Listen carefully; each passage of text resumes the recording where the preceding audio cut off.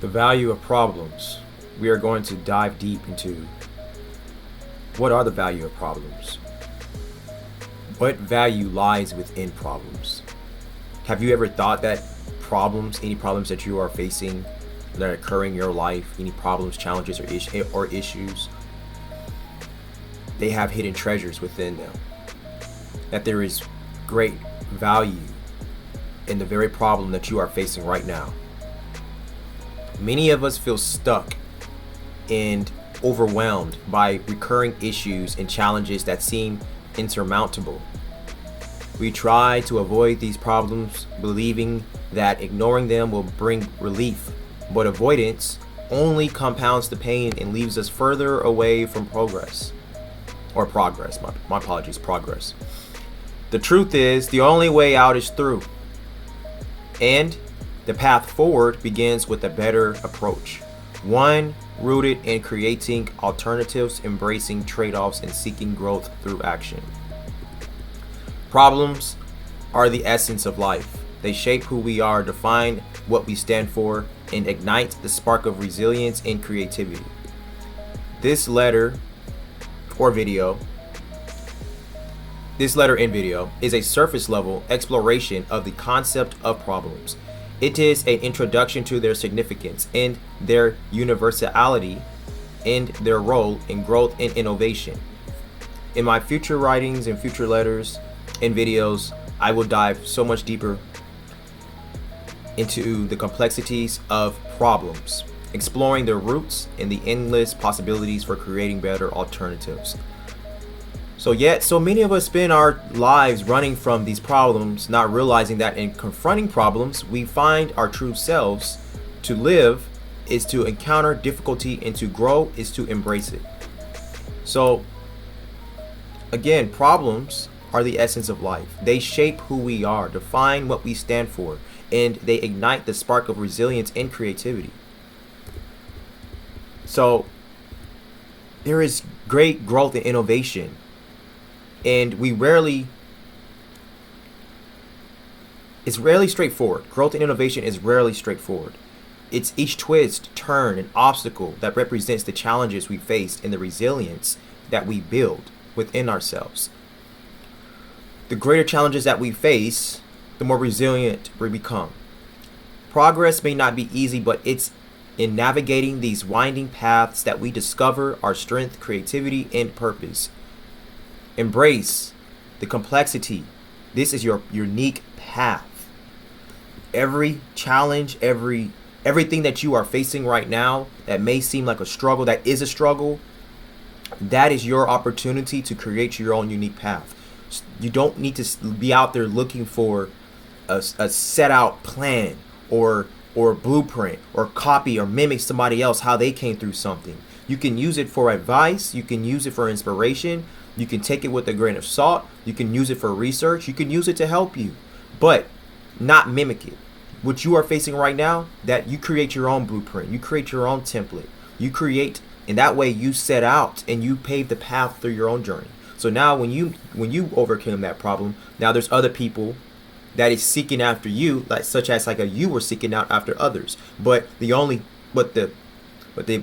reality is that we all have to understand that what we are facing and who we are and what we experienced, we are going to have to use our unique selves in our mind and think outside the box to overcome that problem, that issue. It's facing us. It's not facing them. It's not facing nobody else. It's facing us. So it's up to us to challenge that problem and to overcome that problem and to use our unique perspective and our unique experiences to create better alternatives and options to overcome that problem. Nobody can really do it but us. That's why it's facing us. So these are the essence of life: challenges, issues, problems. They shape who we are, define what we stand for, and ignite. It ignites us. It creates this resilience and this unique, infinite creativity within us.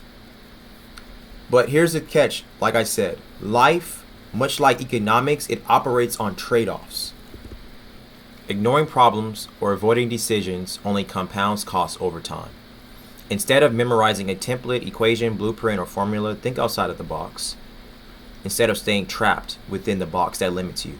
So I'm studying actually this. I'm actually taking this mathematics course. It's called Mathematical Thinking, and the instructor, he talked about something very briefly. He talked about how many of us have in school that we have went to, how it trains us to follow a formula, an equation to overcome a mathematical problem. And he said that in this class, he said, I'm going to teach you something in this class that you have never learned in school. What you are going to learn in this course, mathematical thinking, is that you are going to learn how to think outside the box. You're not going to learn how to use, he said, I know you're probably used to when you face a mathematical problem, you will have an equation or a formula, etc., etc., etc., to overcome that problem. You already have it already written out. In this course, you are going to face problems, and you are going to try problems by thinking outside of the box. You are going to learn how to use your own formulas, your own equations, because there's not going to be one formula and one equation to overcome this problem. And so that's what I'm talking about. We are talking about you creating your own unique patterns, your equation, you designing your own blueprint to overcome whatever unique problem that you are facing. Your unique problem is your unique creation. And in essence, that's the hidden treasure. That is the wealth that lies within that problem. That is the value. And then while you do that, the more times you do that, that is when you can create. You can keep molding it and refining it. And that's when you can make great quality. So, yes, create your own template, formula, blueprint, and equation. Then consistently apply it until you overcome your problem. The more you practice this, the more you'll realize that you've built a vast database of documented evidence of how you've overcome the challenges in your life. This becomes your gold mine, not something you dig for, but something you've created through effort, resilience, and creativity. So we're not going to be digging for treasure. We're going to be creating it. The more we dig into ourselves, it's the treasure that we will find in ourselves. We will find the treasure that we have been looking for the more we dig into ourselves. Life is not about erasing problems or even copying someone else and listening to endless advice. It's about managing problems wisely, figuring it out, listening to your own advice, sitting with your issues for some time, and leveraging this all as stepping stones as growth, wealth, and endless innovation. So, suffering as a catalyst for growth. How often do we find ourselves stuck, overwhelmed, or even paralyzed by problems? The pain feels unbearable, and the temptation to avoid it is strong, but avoidance only amplifies this suffering. Viktor Frankl once said, everything can be taken from a man but one thing, the last of the human freedoms to choose one's attitude in any given set of circumstances, to choose one's own way. Pain is inevitable, but it is not the enemy. It's our attachment to avoiding discomfort or clinging to unattainable outcomes that truly traps us. Frankl's wisdom reminds us of our power, the freedom to choose how we respond to adversity. So again, when you are facing a challenge, your perspective is going to play a lot in how you overcome that challenge. Your mind is going to play a lot on how you're going to overcome that challenge. And the more you hold yourself accountable, and the more you sit with this problem and you focus on this problem, and you just take your time and you be patient and you allow your mind to expand and you do your research and you learn as much as you can to overcome this issue that you are facing, the more you're going to realize that it's not really so much the external problem that's the problem. You're going to realize that it's your mind. All of our issues, more than likely that we face, it's our mind. It's mind issues. Those are more than likely 99% of the problems in our world. Problem within the mind. So if you find yourself stuck, let this be a reminder. Embrace the pain, choose your response, and let your problems become the foundation for growth and transformation. So think about how you can choose your own way in the face of adversity today. If you are alive, you will experience pain. This is inevitable. No escape. But pain itself is not the enemy. It's our attachment to avoiding it or clinging to certain outcomes that causes suffering. Friedrich Nietzsche's philosophy aligns with this truth. He claimed, to live is to suffer, and to survive is to find meaning in suffering. I'll say that again. To live is to suffer, and to survive is to find meaning in suffering. This is what I'm talking about, finding the value in our challenges, in our problems, thinking outside the box, creating. See how all this ties in together? Suffering is not a mistake. It is an opportunity. It is the soil in which our strength and character grow. Without suffering, there is no growth, resilience, or a deeper understanding of ourselves. When we try to eradicate pain or avoid suffering altogether, we deny ourselves the chance to evolve. Pain and struggle are not obstacles to happiness, but stepping stones to fulfillment. Problems, particularly those involving suffering and hardship, should not be avoided but embraced as opportunities for personal growth and self-overcoming. The pain of avoiding problems. The more we avoid problems, the more they compound, becoming insurmountable obstacles that drain our energy and potential. Avoiding problems often seems like the easiest route, but it comes at a steep cost. Research from psychological studies reveals that avoidance behaviors can lead to heightened anxiety, reduced confidence, and chronic stress. For instance, a study published in the Journal of Abnormal Psychology found that individuals who habitually avoid confronting problems experience greater emotional distress and reduced problem-solving ability over time. This avoidance creates a vicious cycle. By not addressing problems, we allow them to grow unchecked, creating new challenges and compounding existing ones. It is only by confronting problems directly that we regain control and transform difficulties into opportunities for growth. So, this is the role of problems in innovation. Every problem contains within it the seeds of innovation. History's greatest breakthroughs arose not from comfort, but from challenge. Thomas Edison, Steve Jobs, Henry Ford. Thomas Edison created the light bulb to address the problem of unreliable and short-lived lighting. Steve Jobs revolutionized technology with user-friendly devices like the iPhone, addressing the need for seamless integration in daily life. Henry Ford, he didn't invent the car, but he transformed its accessibility by introducing the assembly line, making automobiles affordable for the masses. Steve Jobs, he wanted to create technology. He wanted to create technology in a simple way. He wanted technology to be simple. This is UI and UX design. User interface, user experience. Simple user experience. He wanted technology to be very simple. He's like, it doesn't matter how advanced technology is if people cannot find it simple. If people cannot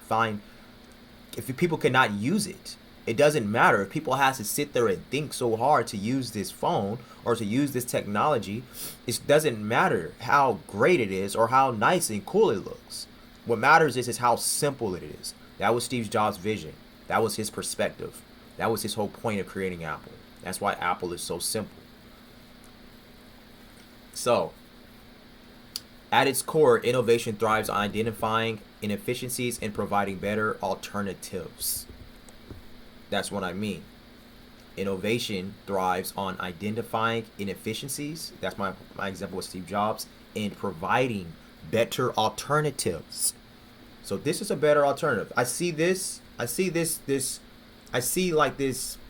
vulnerability in this business. I see this issue in this business. I see where this business is lacking. Let me create a better alternative.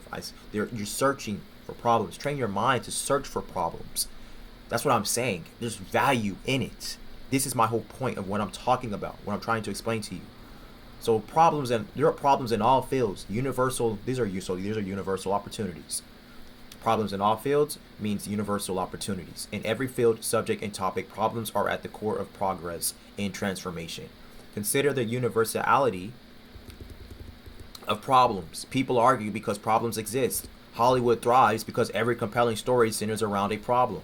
The most emotionally moving books and movies hold value because they depict characters overcoming familiar problems.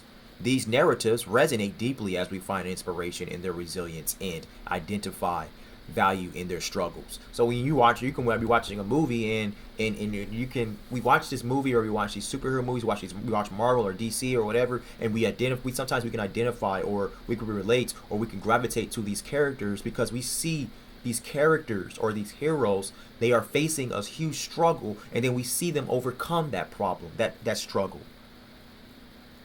There's great value in overcoming problems. You can use it in stories, you can use it in business, you can use it in creating movies, you can use it in the automobiles like Henry Ford did. Everything. There's problems everywhere, so that means it's universal opportunities. It just depends on how your mind perceives it and how you are going to overcome it and how you are going to make it better, how you're going to create better alternatives and options. It all deals with our mind, though. We can only do that with our mind, how we can create better alternatives and options when we're facing external problems. But again, like I said, I kind of challenge that it might be an illusion because it's in our mind. So the more we use our mind, the more we can create better alternatives and options to overcome that. So is it really a problem or is it within our mind? It's all about our perception. That's the way I look at it. Before diving into the societal challenges, it's essential to acknowledge a critical point. While I firmly believe in the power of free markets to address issues through innovation and creativity, I also recognize that not all problems arise naturally. Some are deliberately manufactured by individuals driven by unhealthy thirst for control, dependence, and power. However, this letter is not about those instances.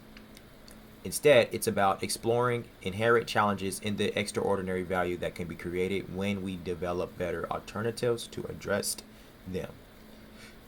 So at the Independent Institute, Walter Williams, he had a speech and he stated, "I believe it is safe to say that Black Americans have made the greatest gains over some of the highest hurdles in the shortest period of time than any other racial group in the history of mankind. There is no secret that Black Americans have faced monumental problems. Whether these problems were self-inflicted or externally imposed is a debate for another day. The fact remains, they have endured challenges since the origins of this country. What makes their story so powerful is not just the scale of problems they faced, but the extraordinary ways in which they overcame them. This is something we can all learn from: resilience, determination, and creativity in addressing and overcoming problems. The debates about how these problems arose and who is responsible for them are some of the most polarizing discussions of our time. Yet, what's most important is understanding the value of honesty and realism when identifying, approaching, and creating better alternatives to address such problems. These recurring issues, many of which should have been resolved decades ago, demand effective countermeasures, not superficial fixes. So, the cost of superficial fixes and the value of countermeasures. What I mean by superficial fixes is that there are actions, policies, or solutions that address the surface symptoms of a problem rather than tackling its root causes. These are often quick, temporary measures that might appear effective initially but fail to create lasting change or meaningful progress. So, this is the costly results of superficial fixes: temporary relief, masking root causes, compounding the problem. So, temporary relief may provide short-term comfort but do not resolve the underlying issue. Masking root causes. So by focusing on symptoms, they divert attention from addressing deeper structural or systemic factors, compounding the problem. When root causes are left unaddressed, the problem often grows or resurfaces in more severe forms. So these are some basic examples of superficial fixes. In education, increasing funding without addressing teaching quality or systemic inefficiencies. The money might improve facilities, but it doesn't guarantee better learning outcomes. So, in other words, just because you pour a lot of money into a school doesn't mean that education has any quality. That's what that means. So a lot of people may think that, oh, this school is very rich, or let's put more money into schools, but you're missing the point. It doesn't matter how beautiful the facilities are if kids are not understanding the value of the books or of the courses that they are taking. If the teachers is not teaching at a higher level in teaching these kids how to learn and how to think. You can pour money into schools all you want, but if kids don't know how to think, it doesn't really matter. How many people do we know that comes from money, but they don't even know how to think? So that it doesn't matter. You have to be able to learn how to use your mind to overcome challenges. That is the real skill in life. One of probably the most important skills in life is figuring it out. So you can go to a high class, beautiful school all you want to, and thinking that, or if you could think that you can have this attitude or mentality that schools need funding and et cetera, et cetera, et cetera. You could think that all you want, but what the real truth lies in is kids needs to be able to pay attention, and we need to be attentive to kids on how they think, how they overcome challenges now, because when they get older, they don't learn it now, it's going to be even way harder when they get older. Think about how many people in our world right now can't even use their mind to overcome problems. That's what that mathematical thinking course that I'm taking is pretty much talking about. I don't care if you disagree with me. You're wrong. Because look at all the colleges now that we have. How many people is coming out of these colleges that are these high-class colleges and they even know how to think? Not too many people know how to think. That's why there's such a small percentage of extremely wealthy individuals. Elon Musk, Warren Buffett, Jeff Bezos, the one percenters. And then the 1%, and I'm not just talking about just billionaires. I'm talking about the 1%ers. The 1%ers, the people who live in these 1% lifestyles. The 1%ers are people who understands the power of the mind and understands how to use their mind to overcome any challenges that they may face. Not too many people know how to do that. Because if they did, we wouldn't be facing this world would not be facing so many issues, so many problems. So think about in crime. Implementing stricter policing without addressing social or economic factors contributing to criminal behavior. So what's the better alternative? Effective countermeasures focus on long-term systemic changes that address the problem at its core. These require deeper analysis, strategic trade-offs, and often more time and effort to implement but create sustainable improvements. By tackling the root cause of issues and being willing to balance competing interests, we can design solutions that offer lasting impact and greater value to society. So I may use the term solutions throughout this video, but if you've been following my videos or if you've been reading my stuff, my letters, you will know that I don't believe in solutions. I try to avoid that term as much as I can, but sometimes I use that term so you can understand what I'm talking about. But just understand that when if I do mention solutions, if you ever hear me mention solutions, take it with a grain of salt when I say solutions, because I just honestly don't believe that there are any kind of solutions towards any kind of problem at all. There are any kind of solutions created towards any problem in our life, in this universe, in our reality. I believe solutions is a illusion, because everything can be better, everything can be refined, everything can keep improving, developing. I mean, that's why technology even exists, to keep advancing things in our life, to keep advancing our lives, to make our lives more simple. And not only that, but when you acknowledge that scarcity exists, which is the fundamental result of reason of economics, you will know that if scarcity exists, everything comes with a cost, and everything comes with a cost, that there is no such thing as solutions. So if you just acknowledge that basic fundamental world fact, you will know that solutions are an illusion. I say this: solutions only existed And this is if you even believe in this person that I'm about to mention. So if you definitely don't believe in this person, then you definitely have no reason to think that solutions exist. I say solutions only exist in the story in the Bible wherein Jesus Christ, when God, he decided to have his son. He took a piece of himself, had his son come down from heaven to earth. And the economics changed. The economical factors of our world changed. Jesus changed the reality of our economics. He changed the reality of our world. Started creating all these miracles, turning the water into wine, taking the bread, feeding all these thousands of people, etc., etc., etc.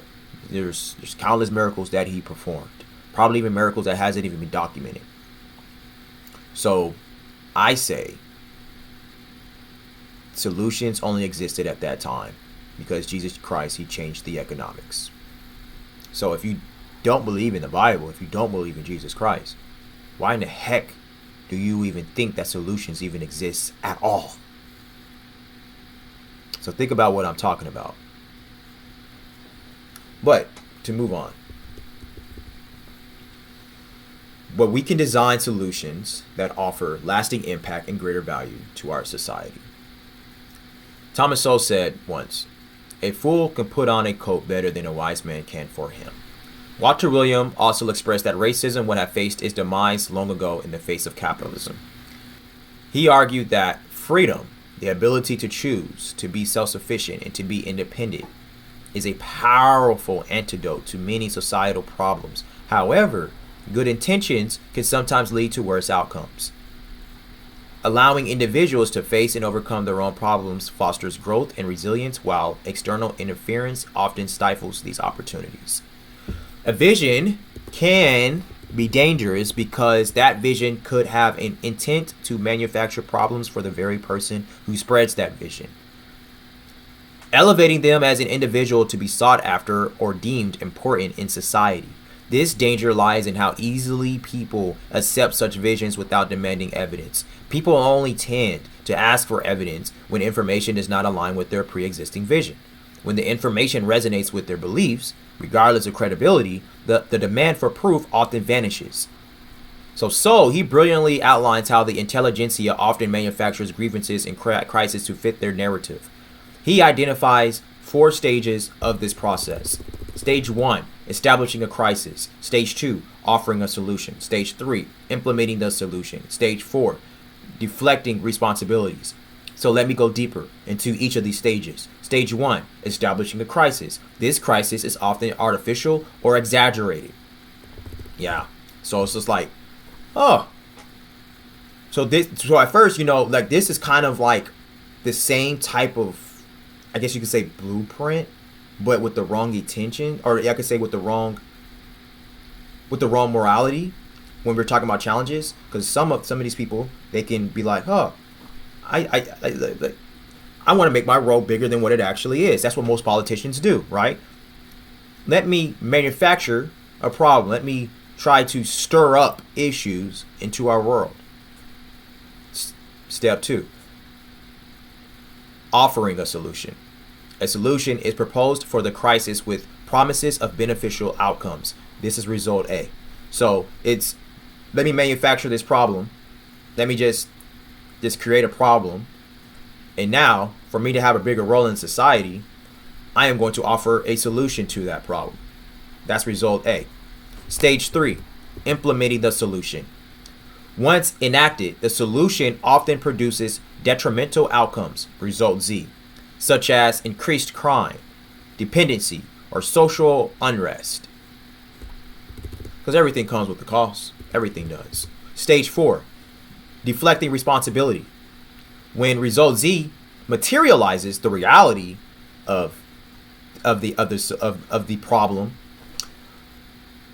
the response is to deny accountability, citing complexity and external factors rather than acknowledging flaws in the policy. So when their plan fails, when their solution doesn't come through, because first off, there is no such thing as solutions, but they promise a solution to the manufactured problem that they created. Result Z, when that materializes, when people actually start to realize the actual outcome of these solutions, of these problems, It's so much not taking the responsibility of that. It's, oh, there's other things that's responsible for why this did not happen, instead of just acknowledging the flaws in those sold outside out policies that the policymakers make for our country. So result A, let's go deeper into this. Result A versus result Z. Promises and realities. Thomas Sowell's description of result A and result Z underscores a profound truth about human behavior and policy making. Result A represents the promised outcome, the idealistic vision sold to the public to gain support. For instance, policymakers might promote a welfare program, assuring it will reduce poverty and uplift the needy. Result Z, on the other hand, the reality, is the actual outcome, the unintended consequences that emerge after implementation. This often result Z manifests as increased dependency, crime, or social unrest, the opposite of the intended effect. Again, everything comes with a cost. We just got to understand. We just got to ask ourselves, at what cost? This pattern illustrates how solutions, when based on an overly idealistic view of human nature or societal structures, can backfire. By ignoring trade-offs and complexities, such policies often exacerbate the very issues they claim to address. So, examples in action: education reform, policing policies. So, education reform. Result A promises improved access to education through increased funding. We talked about this. Result Z occurs when this funding fails to improve outcomes because it doesn't address systemic inefficiencies or quality of teaching. That's what I'm talking about. So, policing policies. Result A promises safer streets through stricter enforcement. Result Z occurs when underlying social or economic causes of crime are ignored, leading to more community distrust and escalating tensions. Better way forward. Better alternative. Sowell's philosophy highlights the importance of pragmatism. Effective countermeasures must focus on long-term systemic change rather than quick fixes. Understanding trade-offs and anticipating possible unintended consequences are essential steps in crafting meaningful alternatives. This pattern has been used repeatedly across various domains, leading to recurring and unnecessary problems. Recognizing and addressing these artificial cycles is essential for societal progress. Society itself is a fabric of problems waiting to be addressed: inequality, climate change, technological ethics, and health disparities, which is my main point of problems being manufactured into our society by the elite. So to go deeper into my point, unnecessary problems and the cost of misguided intentions. Not all problems are necessary. Some of the greatest challenges we face are self-inflicted wounds born from self-pity, inflated beliefs, and failed education. Thomas Sowell, in the Vision of the Anointed, emphasizes that the anointed often prioritize their vision of moral or social superiority over practical considerations, leading to decisions that ignore trade-offs and create new issues. These decisions are not just abstract missteps, they have real-world consequences. What are real-world consequences? They are the tangible outcomes of actions or policies that fail to account for the complexities of human behavior in society. For example, economic impact, social dependency, educational deficiencies, unintended oppression. To go deeper into each of these: economic impact. Well-intended policies like rent control can lead to housing shortages by discouraging property investment and development. Social dependency. Welfare programs designed to provide temporary relief sometimes create cycles of dependency that inhibit self-reliance and upward mobility. Educational deficiencies. Prioritizing ideological conformity over critical thinking in education has left many ill-prepared to solve real-world problems effectively. Unintended oppression. Regulations aimed at fairness often stifle competition, innovation, and entrepreneurship, particularly for those at the margins of society. As Soul highlights, ignoring trade-offs often leads to greater harm. When decision makers act as if there are no costs to their choices, society suffers the consequences. Understanding the real-world effects of these policies is crucial to creating better alternatives and breaking free from unnecessary problems. So, connection to personal and societal growth. By addressing these unintended consequences, we can cultivate a more self-reliant, innovative society. For individuals, this means taking ownership of the choices they make and questioning the systems they rely on. Challenge the status quo. I challenge you to challenge the status quo. For society, it means fostering an environment where problems are approached with honesty, clarity, and respect for trade-offs. Each of these challenges is an opportunity for creativity and advancement. Anything that identifies these issues and finds better alternatives to overcome them becomes an act of value creation. So a vision for control. A vision can be dangerous because it may carry an intent to manufacture problems, giving the very person who spreads that vision a larger role in society. One of influence, authority, and control. As Thomas Sowell explains, the intelligentsia often crafts grievances and crises to fit their narrative, amplifying their perceived importance in the intelligentsia often crafts grievances and crises to fit their narrative, amplifying their perceived importance and centrality to the solutions they propose.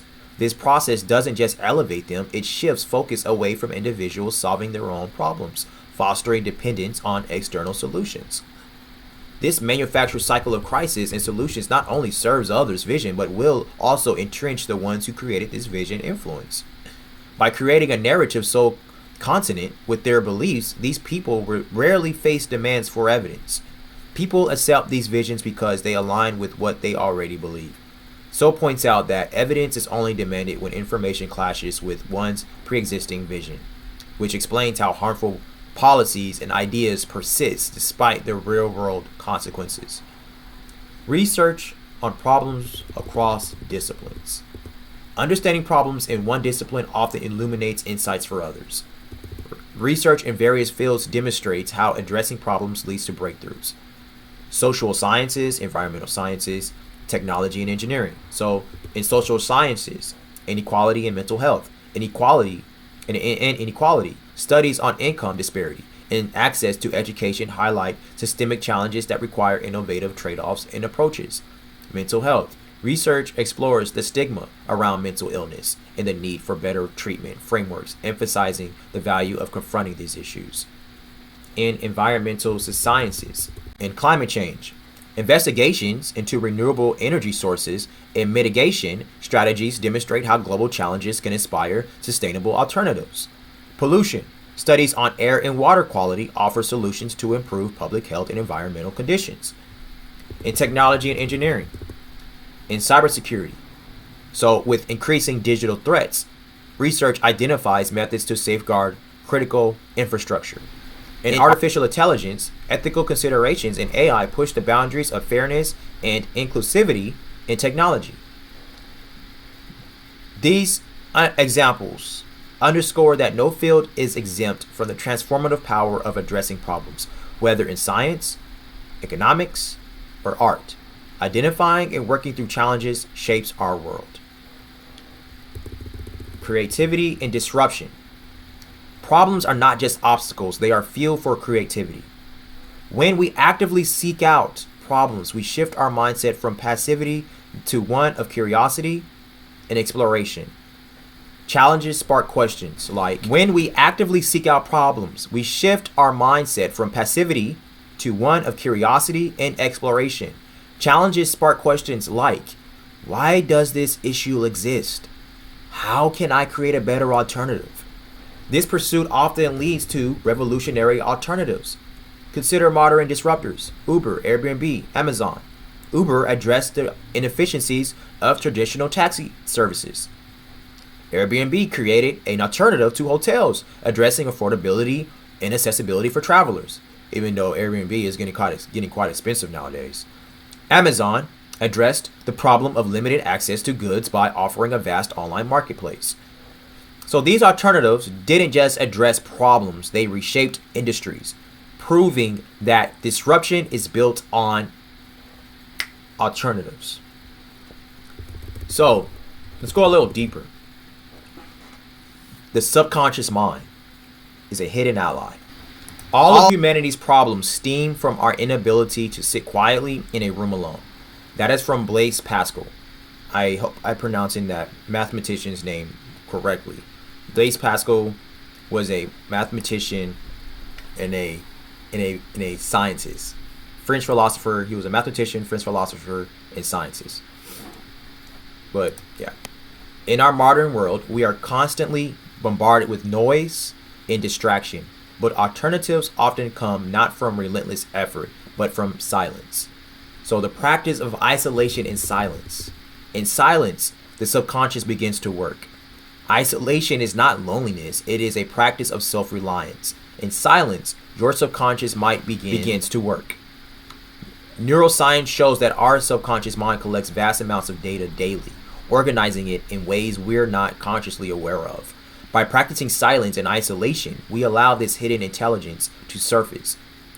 Practicing silence also helps you to tap into the superconscious and the divine. This alignment of the mind, body, and spirit can reveal alternatives that logic and conscious effort cannot. This process requires discipline, but is immensely powerful in unlocking clarity and creativity. So spend 5 minutes a day in complete silence. Breathe. Let your thoughts settle. In silence, your brain begins connecting the dots, uncovering insights that were previously obscured by the clutter of daily life. Suffering and discipline. Friedrich Nietzsche, I mentioned earlier in this video, says to live is to suffer and to survive is to find meaning in suffering.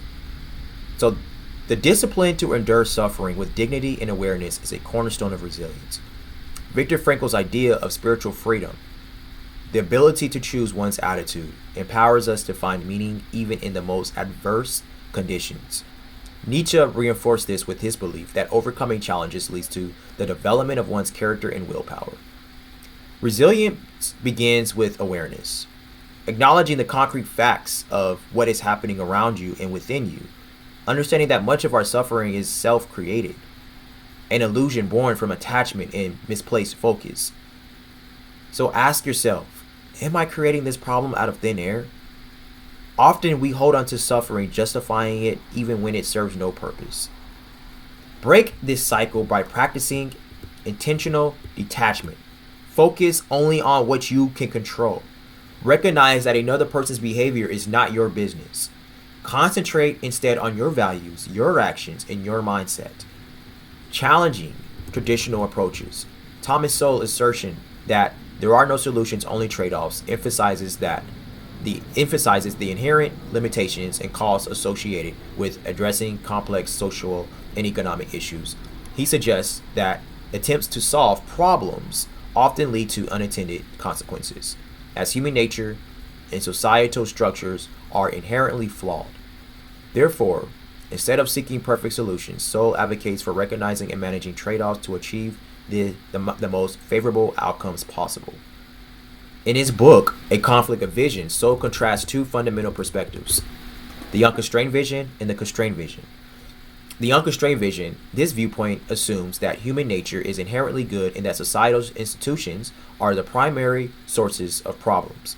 Proponents of this vision often seek ideal solutions, believing that with the right systems in place, perfection is attainable. The constrained vision, this perspective views human nature as inherently self-interested and flawed.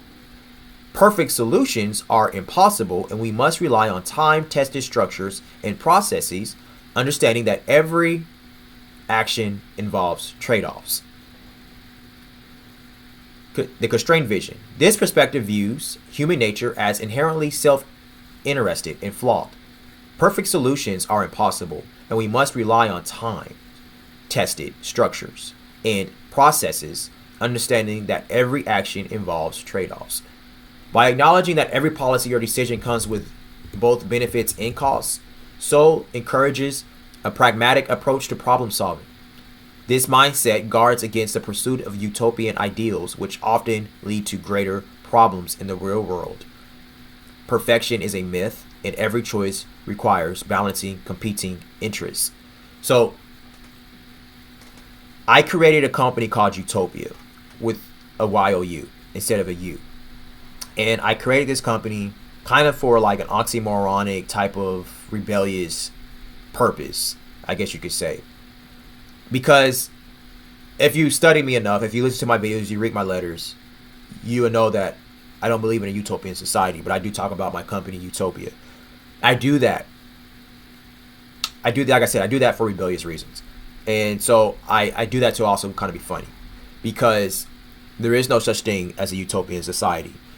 When back early in this video, I talked about Jesus Christ coming down from heaven. He changed the economy.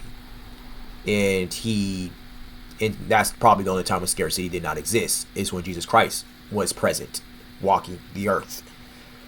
Which is why he was able to do so many miracles, break the bread, free thousands, etc., etc., etc. But that was a utopian society.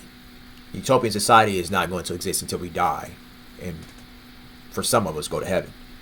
So, but I created Utopia to challenge people's minds in their inspire them to really use their spirit in every fiber of their being, in their soul, to develop themselves, to invest in themselves, to advance themselves.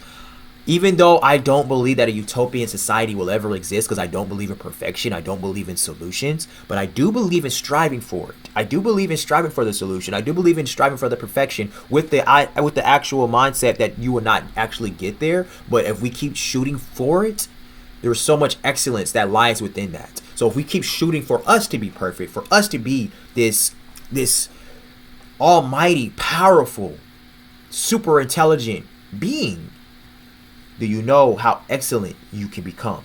Do you know the excellence that can breathe within you? That's why I created Utopia. So, moving on. Imagine trying to remove every thorn from a rose bush in pursuit of perfection, only to weaken the bush and rob it of its essence. Trade-offs remind us that growth and beauty coexist with challenges and imperfections. The pain point here is clear. By chasing utopian ideals, we risk creating systems that overpromise and underdeliver, leaving us disillusioned and no closer to our goals. Instead, Soul's philosophy inspires us to embrace virtue through realism. By focusing on what works and acknowledging inherent flaws, we can craft alternatives that balance competing interests without succumbing to the illusion of perfection. True progress lies not in eradicating problems entirely, but in managing them wisely. Learning from our choices and continuously improving, there are no solutions, only trade-offs. This perspective reminds us that not all problems have neat, packaged answers. Instead of searching for a perfect alternative, consider alternative approaches that challenge the status quo. Look beyond conventional wisdom. Embrace trade-offs. Start small. Looking beyond conventional wisdom, many systems and methods we rely on are outdated. So ask yourself, what could be done differently? Embrace trade-offs. Recognize that every decision involves compromise. Focus on creating the most effective alternatives, even if they're not perfect. So, in starting small, address immediate, tangible issues before tackling larger challenges. Problems are not barriers, they are gateways. They force us to confront who we are, to think creatively, and to grow into something greater. As Nietzsche believed, life's worth is found not in avoiding challenges, but in overcoming them. The process of enduring and innovating builds not only alternatives, but also character and purpose. Do not waste your time criticizing or convincing others. Instead, focus on yourself. Design your life, your systems, and your mindset to align with your vision. The world doesn't need more critics, it needs more creators who can turn problems into opportunities and suffering into strength. Start today. Embrace the problems you face, discover the alternatives, build something better. In doing so, you won't just address your problems, you'll create a life of purpose, resilience, and fulfillment. Thank you so much. Have a great day.